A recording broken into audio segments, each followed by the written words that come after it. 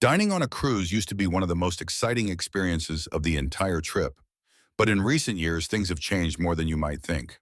Items that were once thought to be free now come with a surcharge.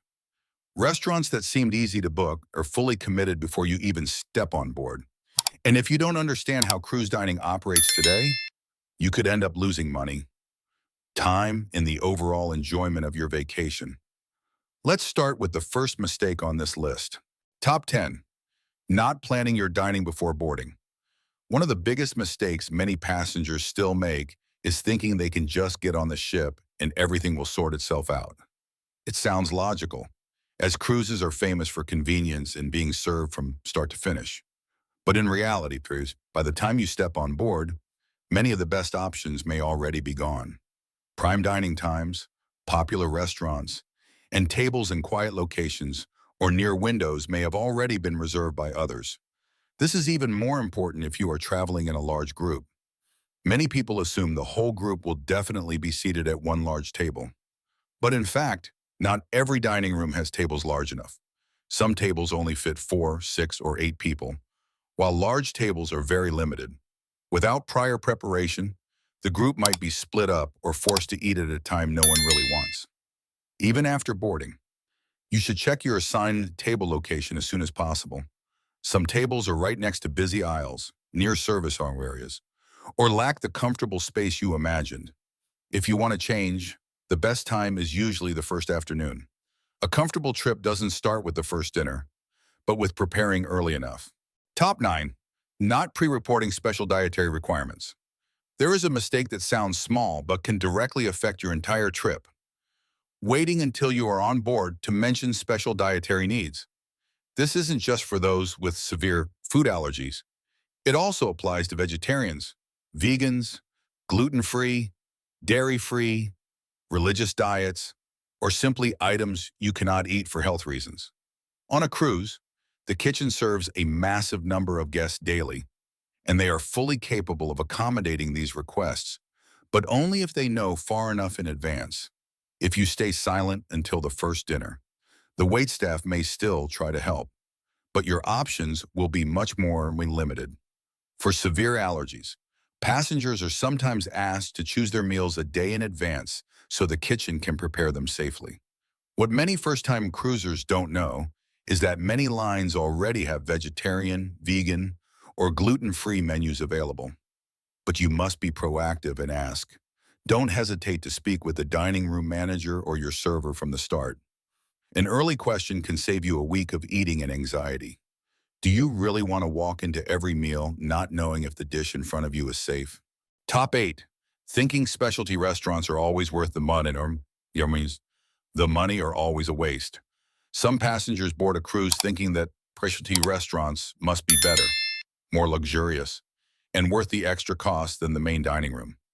Others think the opposite, that since they have already paid for the ticket, spending extra on a specialty restaurant is a waste. The truth lies somewhere in the middle.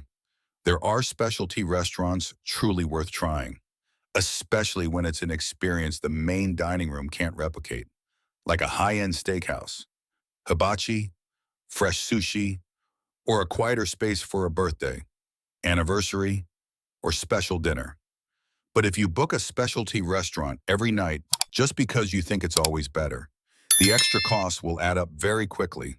Prices per person can range from moderate to very high, not including drinks or other upgrades. The mistake isn't in spending money, but in spending it without a strategy. A great tip is that many specialty restaurants have cheaper lunch menus that still offer a nearly identical experience.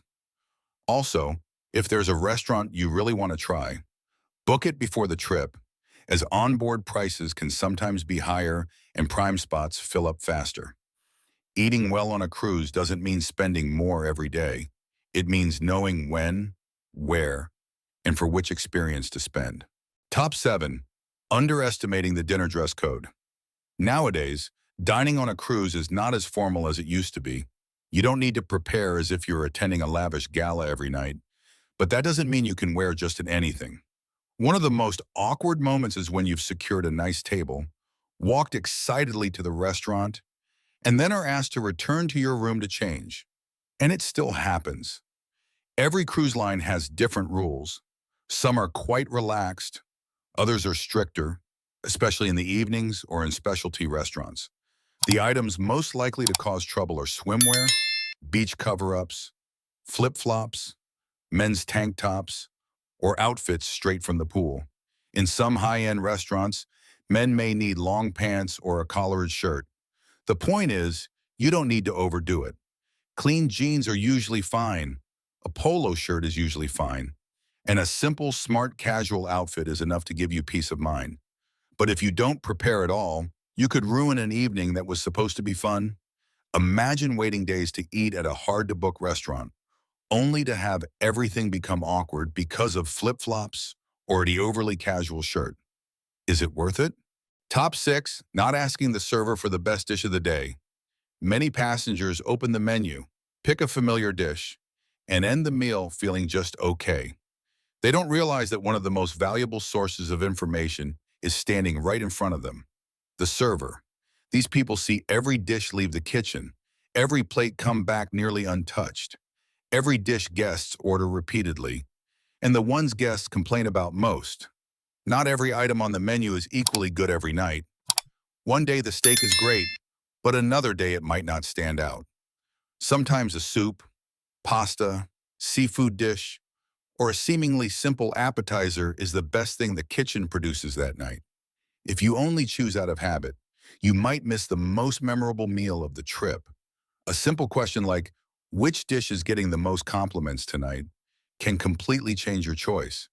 And if you order based on a suggestion, but it doesn't suit your taste, in many cases, you can still order something else. That flexibility is what makes cruise dining fun. Sometimes the secret isn't on the menu, but with the person who knows the menu better than anyone. Do you dare to step away from the safe choice to try a dish the staff truly recommends? Top 5. Only using the main dining room for dinner. Many people think the main dining room is only for dinner and for breakfast and lunch. They just head to the buffet for speed. But that thinking causes them to miss one of the most pleasant experiences on the ship. In the morning, instead of crowding at the buffet, searching for an empty table, and carrying a tray through a mob, you can sit down in a quieter dining room, look out at the sea, sip a cup of coffee, and have your breakfast served to your table. The feeling is completely different. Items like eggs, pancakes, eggs Benedict, omelets, or special breakfast dishes are sometimes much better than expected. But many passengers never know because they never check if the dining room is open. On sea days, lunch in the main dining room can also be well worth trying. Some cruises have special brunches, pub-style lunches, or themed menus with a much more relaxed atmosphere than the buffet. Of course, opening hours vary depending on the schedule, port days or sea days. So you need to check the app or daily program. But remember this, sometimes the best meal isn't the most advertised one, but the one most passengers accidentally overlook. Top 4. Eating exactly at peak hours. On a cruise, there are times when almost the entire ship thinks of one thing, eating. After a shore excursion, the buffet is suddenly packed. Before the evening show, the main dining room starts to fill up.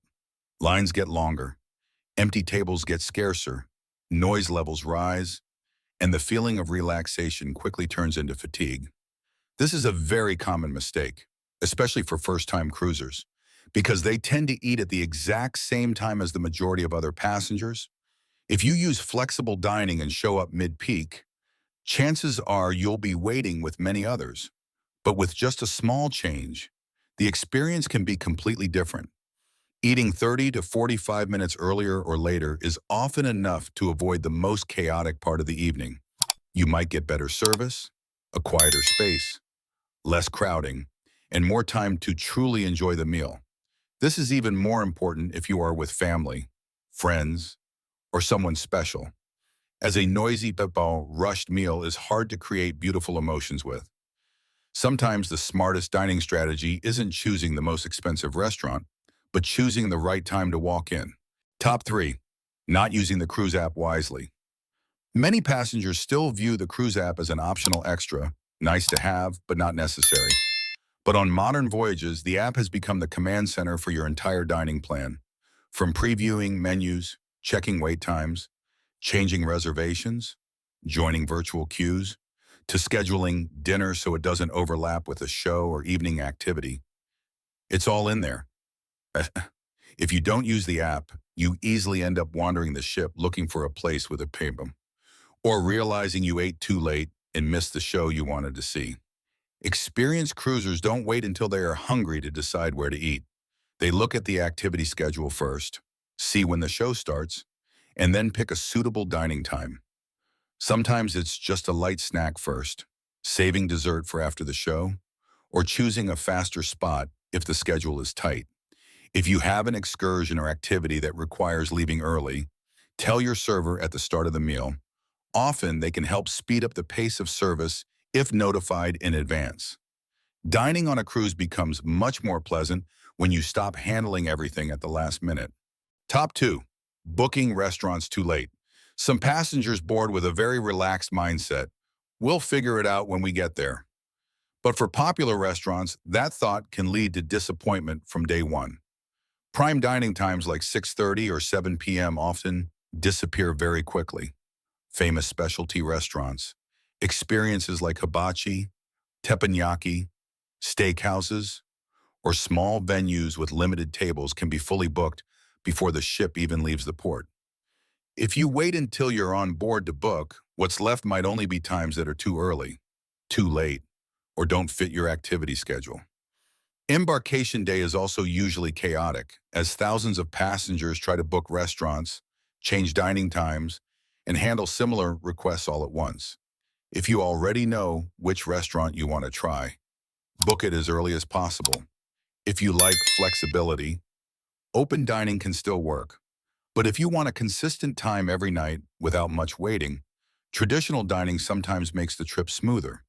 A dinner in the main dining room usually lasts about 90 minutes. So if there's a show afterward, you must plan ahead. Nothing is more disappointing than boarding with excitement, only to find the restaurant you were looking forward to is fully booked for the entire trip. Top 1. Thinking every dish is included in the fare. The biggest and most surprising mistake is thinking that everything related to dining on a cruise is already included in the ticket price. In the past, that feeling was much more accurate. Passengers could order multiple appetizers, extra entrees, more desserts, and try new things without much thought. But today, the order anything style of dining is gradually changing. Most food is still included, but there are more surcharges than before. You might see extra fees for lobster, premium steak, specialty seafood, upgraded appetizers, or even for ordering extra main courses beyond a limit. At first, these charges seem small, just a few dollars or over $10. But after several days on board, they can add up to a number that surprises you. Not just the main dining room, but other services vary by line. Some charge for room service delivery, some don't. Some drinks are included. Some are only free if you buy the right package. The important thing isn't to be afraid of spending money, but to know beforehand what is truly included. You should still enjoy yourself, still try new dishes, and still order 2 appetizers or 2 desserts if allowed. But before ordering an upgraded item, ask your server. A small question can help you avoid that unpleasant feeling when the bill appears. Because on cruises today, the person who enjoys it best isn't the one who orders the most, but the one who knows exactly what they are ordering.